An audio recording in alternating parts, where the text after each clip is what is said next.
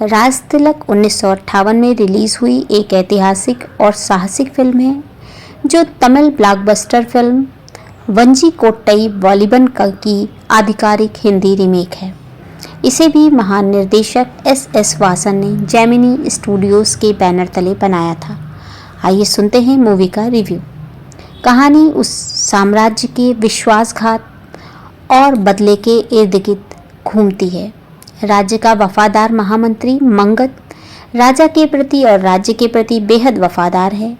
जब राजा की दूसरी पत्नी का भाई सेनापति दुर्जन यानी प्राण राजकुमार की हत्या की साजिश रचता है तो मंगत उसे बेनकाब कर देता है और राजा उसे गिरफ्तार करते हैं। लेकिन चूंकि वो सैनिकों को अपनी तरफ मिलाए रहता है तो वो कैद नहीं होता है और प्रतिशोध में सेनापति दुर्जन राजा की हत्या कर देता है।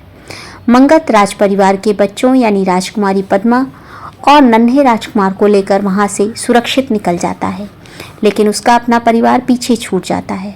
उसकी पत्नी बच्चों को बचाने के लिए नाव पे रखती है और जैसे ही वो बैठने जाती है तब तक में वो पकड़ी जाती है और बच्चे नाव में बह जाते हैं। उसकी पत्नी को एक द्वीप पर कैद कर दिया जाता है 10 साल के लिए। महामंत्री का बेटा चंदर बड़ा होकर अपनी बहन सावित्री की शादी की तैयारी करता है, लेकिन सेनापति दुर्जन उसकी बहन का अपहरण कर लेता है जिससे उसकी बहन की मौत हो जाती है। इंसाफ की तलाश में चंदर सेनापति पर हमला करता है, लेकिन वह पकड़ा जाता है और उसे उसी द्वीप की जेल में भेज दिया जाता है जहां बरसों से उसकी मां कैद है।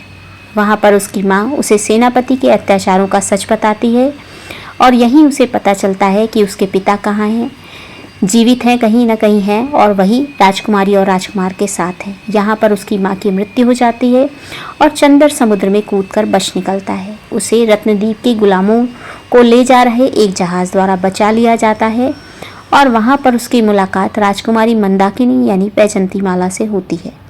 मंदाकिनी को चंदर की वीरता से प्यार हो जाता है और वह उसे अपने पिता के पास जाने और अपना हक वापस पाने में मदद करती है और चंदर वापस अपने देश लौटता है। वहाँ पर अपने पिता व राजकुमारी पद्मा यानी पद्मिनी से मिलता है और नयन सुख व्यापारी के नए रूप में सेनापति दुर्जन से मिलता है। फिल्म के अंत में दोनों राजकुमारियाँ यानी मंदाकिनी और पद्मा चंदर के लिए अपने प्यार का प्रदर्शन करती हैं और एक भव्य नृत्य मुकाबले के बाद में चंदर राजकुमारी और राजकुमार और महामंत्री मंगत को दुर्जन बंदी बना लेता है। चंदर दुर्जन के बीच लड़ाई होती है और मंदाकिनी चंदर को सेनापति के वार से बचाने के लिए अपने प्राणों की आहुति दे देती है। अंत में बुराई का नाश होता है और चंदर और पद्मा का मिलन होता है। तकनीकी भव्यता की बात करें तो राज तिलक मूवी अपने समय की एक महंगी फिल्मों में से एक थी। जेमिनी स्टूडियोज़ ने इसके सेट्स, जहाज़ों के दृश्य, युद्ध के दृश्यों पर पानी की तरह पैसा बहाया था और ब्लैक एंड वाइट सिनेमा होने के बावजूद इसकी सिनेमेटोग्राफी और विजुअल इफ़ेक्ट्स, खासकर समुद्री तूफान का सीन, आज भी प्रभावित करते हैं। दो महान नृत्यांगनाओं का संगम। इसी फिल्म में सबसे बड़ी इसकी यूएसपी वैजंतीमाला जी और पद्मिनी जी के बीच का ऐतिहासिक डांस का मुकाबला है। एक गाने पर दोनों के बीच में शास्त्रीय नृत्य और भारतीय सिनेमा के गोल्डन एरा का सबसे प्रतिष्ठित दृश्य माना जाता है वह नृत्य। दोनों ही कलाकारों ने अपनी आंखों के भावों और पैरों की थिरकन से जो प्रतिस्पर्धा दिखाई है वह बेजोड़ है। अभिनय और निर्देशन की बात करें तो जेमिनी गणेशन ने एक साहसी नायक की भूमिका बखूबी निभाई है। उन्होंने एक एक्शन हीरो के रूप में खुद को साबित किया है। उनकी तलवारबाजी और संवाद अदायगी प्रभावशाली थी। बात करते हैं प्राण के अभिनय की तो उन्होंने भारतीय सिनेमा के खलनायकों में से एक की भूमिका निभाई है। उनका अट्टहास और डायलॉग डिलीवरी बहुत ही बेहतरीन थी। पद्मिनी और वैजंतीमाला जी के अभिनय की बात करें तो उन दोनों ही का अभिनेत्रियों का अभिनय बहुत ही अच्छा रहा। एस वासन साहब का निर्देशन इसे एक आम मसाला फिल्म से ऊपर उठाकर एक एपिक का दर्जा देता है। रेटिंग की बात करें तो इस फिल्म को मिलते हैं 5 में से 4.5 स्टार।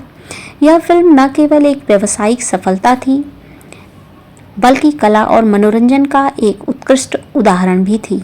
राज तिलक फिल्म को उस वर्ष की सबसे बड़ी हिट फिल्मों में से गिना गया। इसने बॉलीवुड में भव्य ऐतिहासिक फिल्मों जैसे मुगल-ए-आजम के लिए रास्ता साफ किया। इसका संगीत जो श्री रामचंद्र जी ने दिया था, महीनों तक चार्ट बस्टर रहा।